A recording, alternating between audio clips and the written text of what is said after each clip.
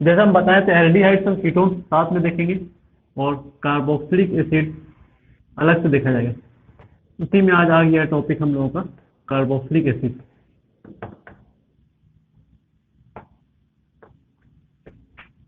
ये एसिड है, इसीलिए इसको अलग से देखते हैं। कार्बोक्सिलिक एसिड अगर इसका हम फॉर्मूला लिखें, केमिकल फॉर्मूला, तो इसका केमिकल फॉर्मूला हो जाएगा RCOOH, जहां पर R का वैल्यू मिनिमम स्टार्ट होगा H से, या हो सकता है CH3 रहे, या हो सकता है C2H5 रहे, या फिर बेंजीन हो सकता है, बेंजीन रहे। तो R का वैल्यू अलग अलग लेते जाएंगे, कार्बोक्सिलिक एसिड अलग अलग टाइप का बनते जाएगा। कार्बोक्सिलिक एसिड का अगर हम फॉर्मूले के टर्म में लिखना चाहें तो ये फॉर्मूला हो जाता है इसका। अगर मॉलिक्यूलर फॉर्मूला के टर्म में लिखना चाहेंगे हम लोग तो मॉलिक्यूलर फॉर्मूला होता है, जैसे एग्जांपल से एक पे समझाते हैं। पहले एग्जांपल ले लीजिए, R का वैल्यू मान लीजिए H रखते हैं, R का वैल्यू H रखें तो फॉर्मूला क्या बनेगा, HCOOH। इस तरीके से R का वैल्यू अगर मान लीजिए हम CH3 रखते हैं तो फॉर्मूला बन जाएगा CH3COOH। और ऐसा करने से कार्बन हो गया 2, हाइड्रोजन हो गया 4, ऑक्सीजन हो गया 2। अगर मान लीजिए R का वैल्यू CH3 का वैल्यू C2H5 रखें तो हो जाएगा C2H5COOH। इसमें एक चीज देखिए कॉमन है, सब में दो दो ऑप्शन आ रहा है। Number of carbon atom number of hydrogen very कर रहा है। एक कार्बन है तो 2 हाइड्रोजन, एक कार्बन है 2 कार्बन है तो 4 हाइड्रोजन, 3 कार्बन से 6 हाइड्रोजन। क्या मतलब, जितना कार्बन है उसका जस्ट डबल हो जा रहा है हाइड्रोजन, लेकिन ऑक्सीजन 2 ही है, ऑक्सीजन हमेशा 2 है। इसका जो जनरल मॉलिक्यूलर फॉर्मूला होता है वो होता है CnH2nO2। वो हमेशा 2 ही रहेगा, वेरी करेगा n का वैल्यू अगर वेरी कर रहा है तो n के वेरी करने से अलग अलग टाइप का कार्बोक्सिलिक एसिड बन सकता है। n का वैल्यू 1 रखें तो ये वाला कार्बोक्सिलिक एसिड है, n का 2 रखेंगे तो ये वाला कार्बोक्सिलिक एसिड, जिसका मॉलिक्यूलर फॉर्मूला जाएगा C2H4O2। तो इस तरीके से मॉलिक्यूलर फॉर्मूला अलग अलग बनते जाएगा, लेकिन केमिकल फॉर्मूला जो होगा, केमिकल फॉर्मूला से हम ये पहचान पाएंगे कि वो कौन सा कंपाउंड है। केमिकल फॉर्मूले के टर्म में अगर लिखा रहा है तो इससे हमको दिख रहा है कि COOH है, और COOH फंक्शनल ग्रुप है कार्बोक्सिलिक एसिड का। तो जहां कहीं भी COOH मिले मतलब है कि वो कार्बोक्सिलिक एसिड है। और ये COOH स्ट्रक्चर के फॉर्म में कैसा होता है, C के साथ डबल बॉन्ड O और OH, इस तरीके से होता है। तो कार्बोक्सिलिक एसिड है, कार्बोक्सिलिक एसिड का अपना फंक्शनल ग्रुप है, हर कंपाउंड का अपना फंक्शनल ग्रुप है, कार्बोक्सिलिक एसिड का अपना फंक्शनल ग्रुप है। और ये R का वैल्यू अलग अलग रखने तो कार्बोक्सिलिक एसिड अलग अलग टाइप का बनते जा रहा है। ये हम लोगों का एक टाइप का कार्बोक्सिलिक एसिड है। और इस कार्बोक्सिलिक एसिड का अगर हमको नाम लिखना है तो नाम देखिए, कुछ कॉमन नेम बताते हैं। कॉमन नेम में हम लोग देख चुके हैं कि अगर H रखते हैं तो उसको कहते हैं फॉर्म, और कॉमन नेम इसका होता है प्रीफिक्स प्लस इक एसिड, प्रीफिक्स प्लस इक एसिड। तो अगर प्रीफिक्स में H है तो H के लिए यूज करते हैं फॉर्म, तो क्या बन जाएगा, फॉर्मिक एसिड। तो कंपाउंड का नाम हो गया फॉर्मिक एसिड, तो पढ़ेंगे उसको फॉर्मिक एसिड, तो पहला कंपाउंड हो गया। दूसरा CH3 के लिए प्रीफिक्स क्या यूज करते हैं, एसिड, तो बन जाएगा ये एसिटिक एसिड, और वेल नोन कंपाउंड है, क्लास 10 में ही पढ़ते हैं इसको, एसिटिक एसिड। वीक एसिड है, कार्बोक्सिलिक एसिड इनफैक्ट वीक ही होता है। C2H5 इसको क्या पढ़ते हैं, इसको कहते हैं C2H5 और प्रोपियोन, तो प्रोपियोनिक एसिड हो जाएगा, प्रोपियोनिक एसिड।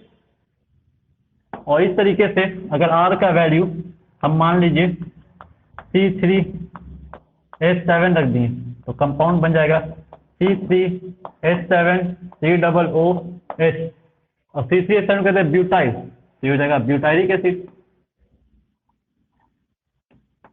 Butyric acid.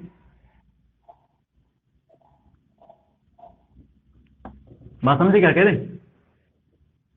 अच्छा, अगर मान लीजिए R का वैल्यू ऐसा रखें हम, ऐसा CH3 whole to C H, ऐसा रखें तो कंपाउंड बन जाएगा ये CH3 whole to CH COOH। इसको कहते हैं आइसोब्यूटारिक एसिड, ये कहलाएगा आइसोब्यूटारिक एसिड। तो इस तरीके से हम लोग कई कंपाउंड्स का नाम लिख सकते हैं। तो एक और कंपाउंड देखते हैं। एक कंपाउंड ऐसा हो सकता है जहां पे ऐसे लिखा हो COOH, COOH, ऐसा है, 2 कार्बोक्सिलिक एसिड। इसका भी कुछ कॉमन नेम है कंपाउंड का, इसको कहते हैं ऑक्सैलिक एसिड। ठीक है, ऐसा हो सकता है कि COOH है, उसमें बीच में एक CH2 भी आ गया और उसके बाद COOH है, इसको कहते हैं मैलोनिक एसिड।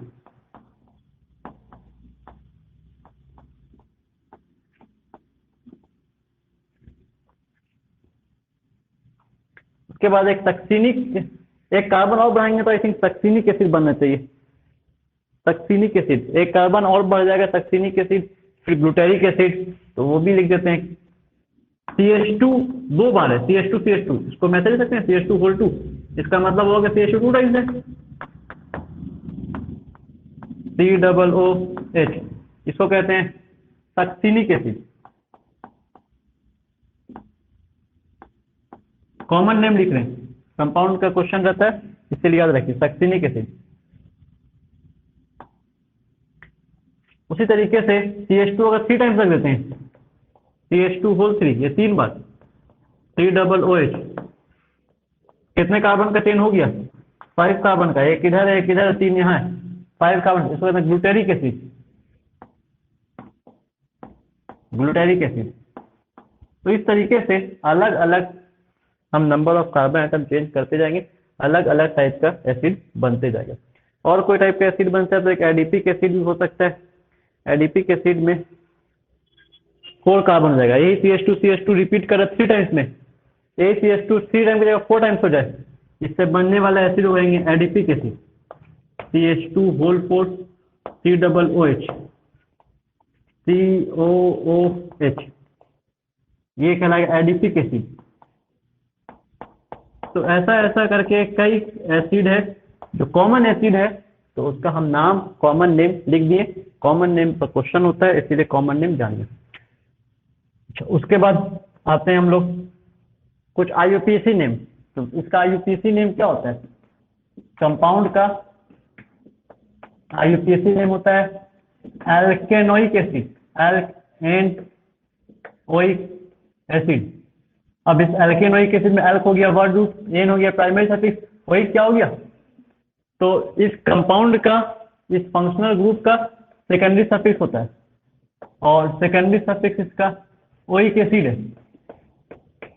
और जितना भी कंपाउंड हम लोग को पढ़ना है उसमें सबसे सीनियर यही है, जिसका हम लोगों को प्रीफिक्स का जरूरत नहीं पड़ेगा, इसका हमेशा क्या यूज करेंगे? Secondary suffix. बाकी जो भी कंपाउंड है जूनियर है, एल्डिहाइड इससे जूनियर हो गया, कीटोन इससे जूनियर हो गया। IUPAC नेम इसका लिखना है। कितना कार्बन है इसमें? 1 कार्बन, तो 1 कार्बन निकल जाएगा मिस एन ओइक एसिड, तो कंपाउंड का नाम हो जाएगा मिथेनोइक एसिड। इस तरीके से अलग अलग टाइप का एसिड बनते जाएगा और उसका अलग अलग नाम लिखते जाएंगे। इसके लिए क्या लिखेंगे? 2 कार्बन हो गया, तो 2 कार्बन हो गया इथेनोइक एसिड, इथेनोइक एसिड। उसी तरीके से इसके लिए होना चाहिए 3 कार्बन, तो प्रोपेनोइक एसिड। तो अलग अलग टाइप कार्बन लेते जाएंगे, नंबर ऑफ कार्बन वेरी करेगा, कंपाउंड का नाम वेरी करते जाएगा। इसका नाम क्या हो जाएगा? Butanoic acid. 4 कार्बन है, ब्यूटेनोइक एसिड, ब्यूटेनोइक एसिड। और इसका नाम क्या होना चाहिए? ये एक्चुअल में कैसे है? हाँ, इसमें CH3 कार्बन के ऊपर है, समझिए। इसका इस कार्बन से एक और CH3, 1 2 2 पर क्या आ जाए? Methyl propanoic acid. तो इसका नाम एक्चुअल में होना चाहिए IUPAC name 2 methyl propanoic acid, propanoic acid. उस तरीके से ये, इसका नाम क्या होगा? इसको कहते हैं डाई कार्बोक्सिलिक एसिड कह सकते हैं, या फिर इसको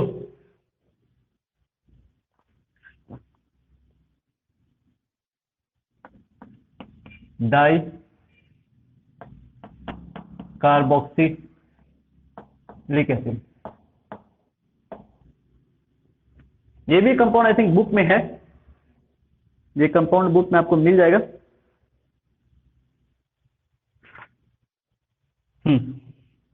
और अगर मान लीजिए इसका यूपीएससी नेम हम लोग इस तरीके से लिखते हैं, जहां पर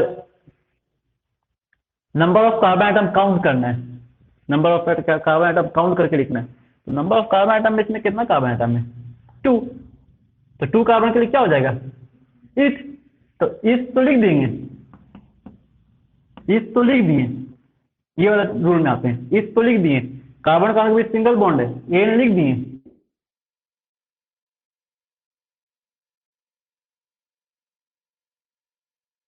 टू ही ना होगा, एक ही कार्बन पे दोनों हो नहीं सकता है, तो 1 2 लिखने का जरूरत नहीं पड़ेगा, ऐसा ही यहाँ पे 1 और 2 पर ही होगा 2 कार्बोक्सिलिक।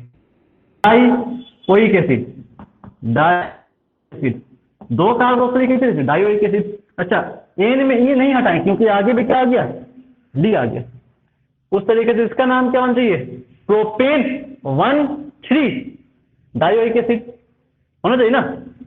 तो इसका जो नाम है, इसका नाम होना चाहिए प्रोपेन 1,3।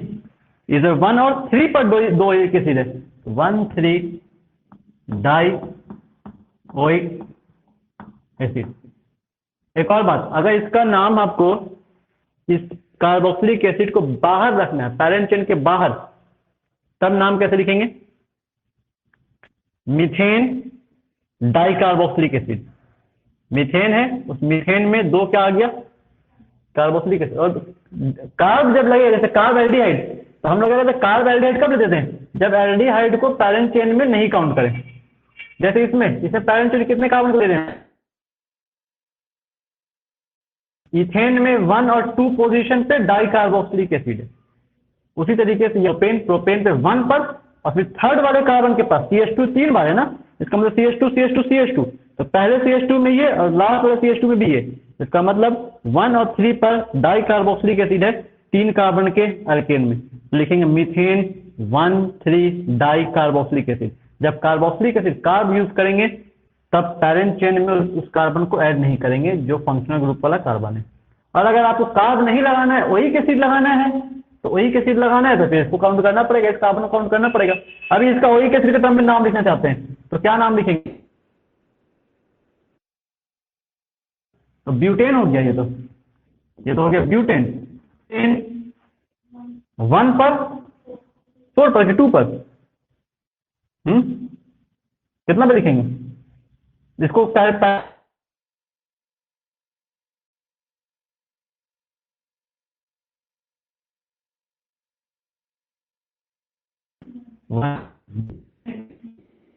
वन फोर्थ आप इस पैरेंट चेन में काउंट नहीं करते हो, ये हो जाएगा इथेन डाई कार्बोक्सिलिक एसिड। और इथेन का डाई क्या होगा? एक 1 नंबर और एक 2 number, ethane 1,2 di carboxylic acid.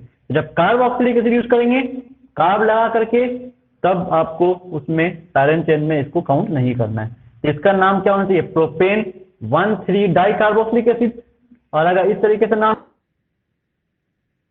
1,5 pentane 1,5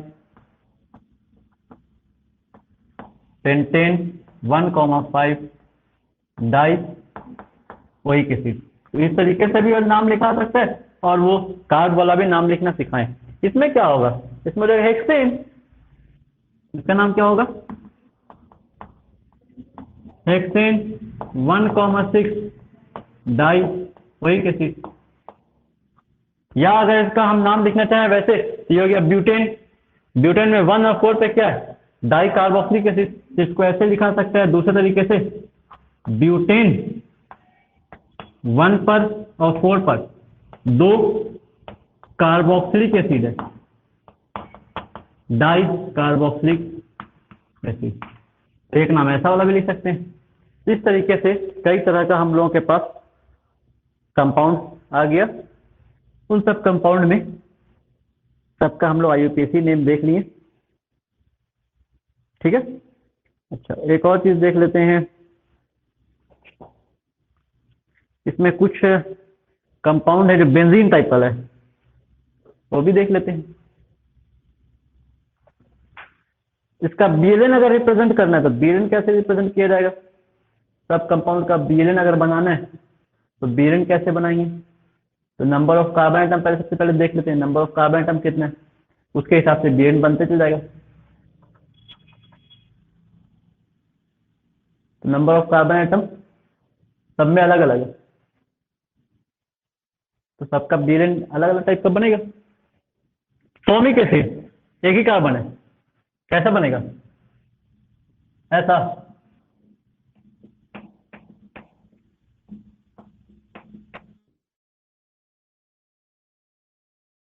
ऐसा बना के छोड़ देंगे तो फिर यहाँ तो CH3 हो जाएगा ना, यहाँ H लिख। तो फॉर्मिक एसिड का आप नहीं बना पाओगे BLN। एसिटिक एसिड का बनाना है, एसिटिक एसिड का तो हो जाएगा ये C double bond O OH। इस कार्बन का हाइब्रिडाइजेशन क्या होगा? जो कार्बन फंक्शनल ग्रुप वाला है उस कार्बन का हाइब्रिडाइजेशन क्या आएगा? sp2 आएगा, क्योंकि वो एक पाई बॉन्ड बनाया हुआ है, sigma sigma sigma 3 sigma sp2 बनेगा, sp2 हाइब्रिडाइज है। और इसमें अगर ये देखें तो इन दोनों के बीच का बॉन्ड एक पाई बॉन्ड से टूट सकता है, टूटेगा तो इस पे क्या आएगा? माइनस, इस पे क्या आएगा? प्लस। तो कार्बोनिल ग्रुप है, तो कार्बोनिल ग्रुप तो हम लोग देख ही चुके हैं कैसा होता है। प्रोपेनोइक एसिड का बनाना था, प्रोपेनोइक एसिड में क्या हो जाएगा? ऐसे दो हो जाएगा, एक कार्बन एक कार्बन एक कार्बन, 3 कार्बन हो गया। ब्यूटेनोइक एसिड कैसे बनेगा? इसमें 4 कार्बन है, ब्यूटेनोइक एसिड बन गया।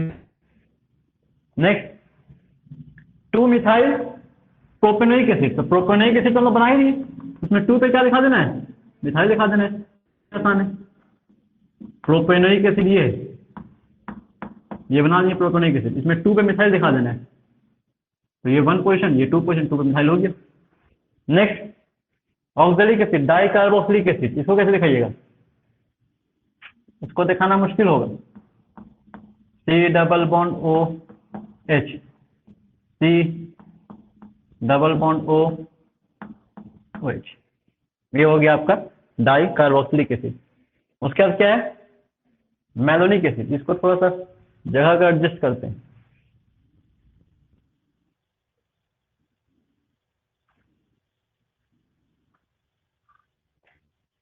इन सब कंपाउंड्स का नाम कैसे याद रखिएगा?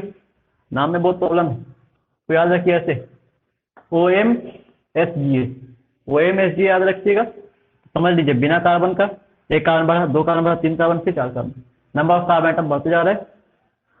OMSGM कोड नेम डाल रखिए, C double bond O OH, C double bond O OH। इसमें बिना कार्बन लगाए भी आप ले सकते हैं, समझ लीजिए क्या कह रहे हैं। इसमें सक्सेनिक एसिड कितना कार्बन है? 3 कार्बन हो गया। इस वाले कार्बन के पास OH है, इस वाले कार्बन के पास कार्बोक्सिलिक एसिड, हो गया ना 3 इसमें, ठीक है। मैलोनिक एसिड, सक्सेनिक एसिड में इसी में कार्बन बढ़ा दीजिए, एक कार्बन और बढ़ा देंगे तो क्या बन जाएगा? सक्सेनिक एसिड बन गया, ऐसे कर दिए, ऐसे कर दिए, ऐसे कर दिए, 4 कार्बन हो गया। 4 कार्बन में 1 पर है सबसे पहले, यहाँ पर नहीं, बीच में 2 कार्बन है ना, यहाँ पर एक O OH, उसके बाद फिर यहाँ पर एक O OH, ठीक है। इसमें बीच में 1 कार्बन था, इसमें बीच में 2 कार्बन, इस तरीके से 3 कार्बन बना सकते हैं, 4 कार्बन बना सकते हैं। तो नंबर ऑफ कार्बन आइटम बढ़ते जाएगा, अलग अलग टाइप के एसिड बनते जाएगा। उसका ऐसे बना सकते हैं हम लोग, जहाँ पे ये 3 कार्बन,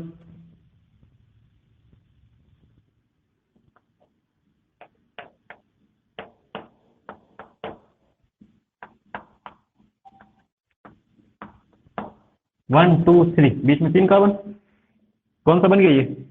ग्लूटारिक एसिड। उसके बाद एडिपिक एसिड, 4 कार्बन, 4 कार्बन लगा देंगे बीच में, कोई मुश्किल नहीं है, सब सेम है। तो इस तरीके से हम लोग कार्बोक्सिलिक एसिड का बीरेन बना सकते हैं। दूसरा आता है कार्बोक्सिलिक एसिड का कुछ और टाइप का फॉर्मूला जो बेंजीन वाला है। अगर मान लीजिए यही कार्बोक्सिलिक एसिड के साथ बेंजीन के साथ कार्बोक्सिलिक एसिड लगा हुआ है, तो इसको क्या कहा जाएगा? इसको कहते हैं बेंजोइक एसिड। इसका नाम है बेंजोइक एसिड।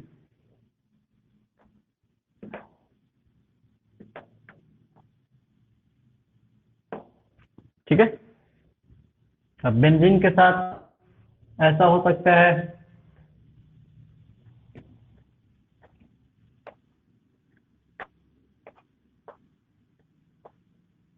2 COOH लगा हुआ है। ठीक है। कॉमनली इसको कहा जाता है थायलिक एसिड। इसका कॉमन नेम है थायलिक एसिड।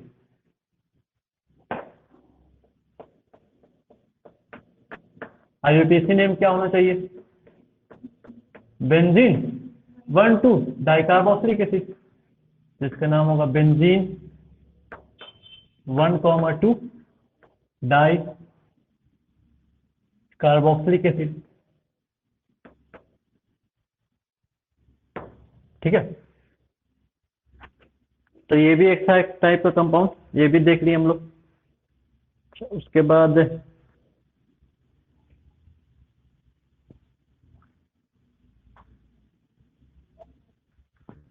और कोई कंपाउंड बच रहा है, इसका भी 2 तरीके से नाम लिख लीजिए। कॉमन नेम तो हो ही गया, या IUPAC नेम में भी इसको कंसिडर किया गया है, और IUPAC नेम में भी इसको बेंजोइक एसिड भी कह सकते हैं, साथ साथ ये भी कह सकते हैं benzene carboxylic acid. Benzene carboxylic acid ये भी कहा सकते हैं। एक और कंपाउंड है, और NCERT क्वेश्चन भी रहता है,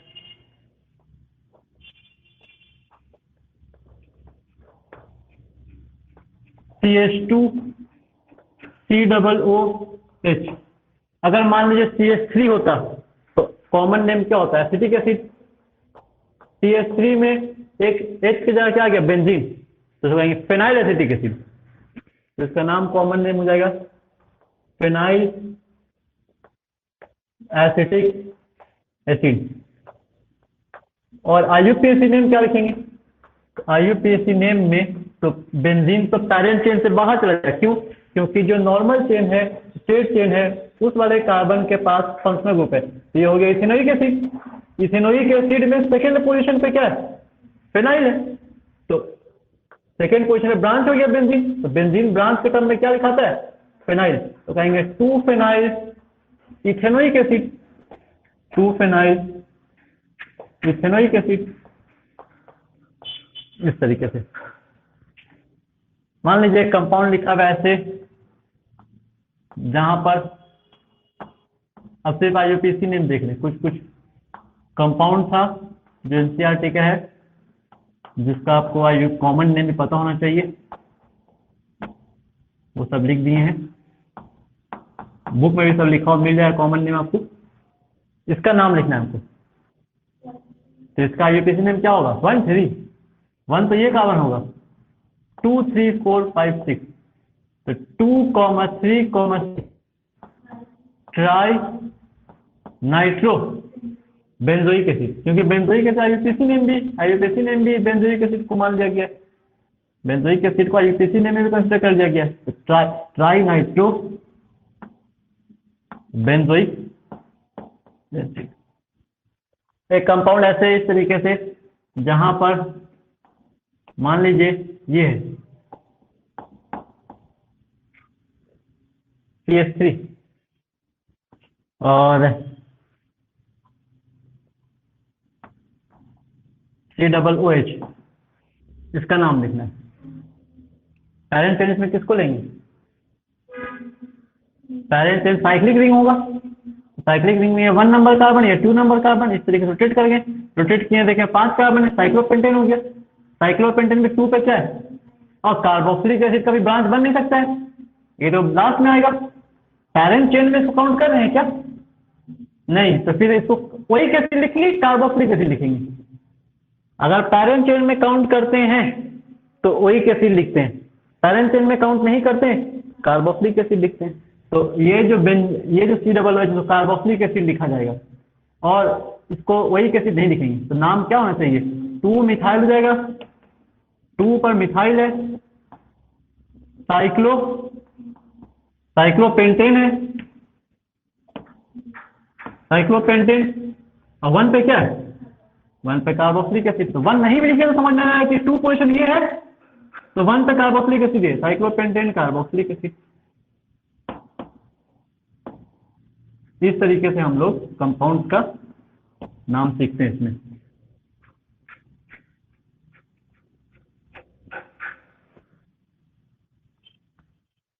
एक कंपाउंड ऐसे लिखा हुआ है जहां पर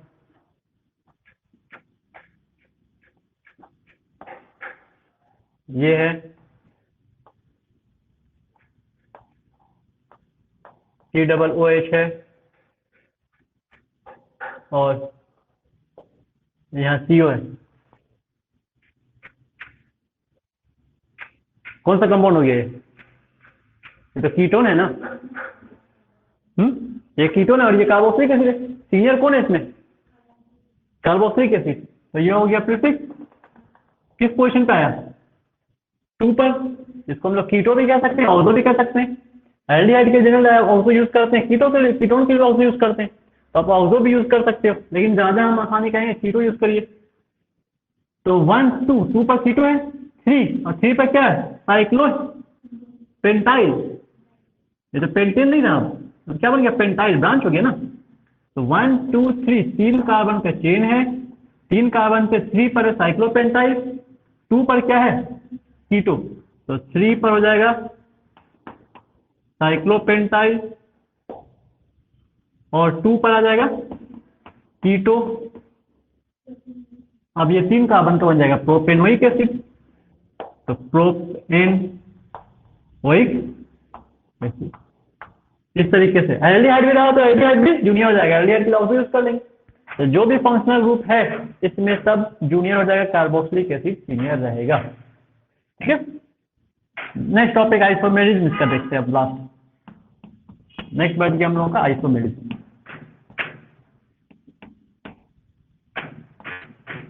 कार्बोक्सिलिक एसिड का आइसोमेरिज्म हो सकता है। देखिए कार्बोक्सिलिक एसिड का आइसोमेरिज्म में जो मेन आइसोमेरिज्म है वो है फंक्शनल, क्योंकि चेन और ब्रांच ये कोई टफ चीज नहीं है, बच्चों का खेल है, आप लोग ये कर लीजिएगा। Functional group isomerism, functional group isomerism, functional group isomerism कहने का मतलब ये फंक्शनल ग्रुप आइसोमेरिज्म शो करेगा कार्बोक्सिलिक एसिड COOH दूसरा फंक्शनल ग्रुप भी बन सकता है। कौन सा बनेगा, तो COO किसमें होता है, ईस्टर में होता है, ईस्टर में होता है। तो फंक्शनल ग्रुप कार्बोक्सिलिक एसिड और ईस्टर एक दूसरे का फंक्शनल ग्रुप आइसोमेरिज्म शो करता है, ईस्टर।